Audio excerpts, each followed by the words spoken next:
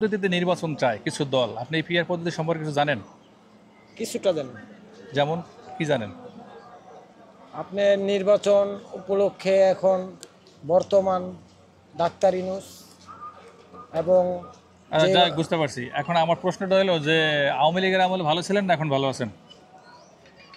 এখন ধরতে গেলে আওয়ামী লীগের আমলে কিছুটা ছিল, আর বর্তমান যুগে এখন তেমনই পরিস্থিতি তেমন ভালো না। সুবিধাজনক না।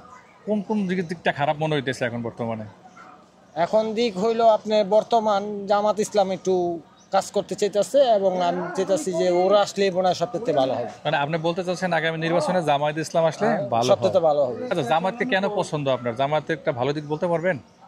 হ্যাঁ, কাজকর্ম সব দিক দিয়ে আগের থেকেই ভালো। আগের থেকেই ভালো। আগের থেকেই ভালো। তো জামায়াতকে কি আপনি একাই ভোট দেবেন না পরিবারের সবাই দিবে? সবাই দিবে। সবাইকে কাউন্সিলিং করছেন? হ্যাঁ। ধন্যবাদ আপনার মন্তব্য।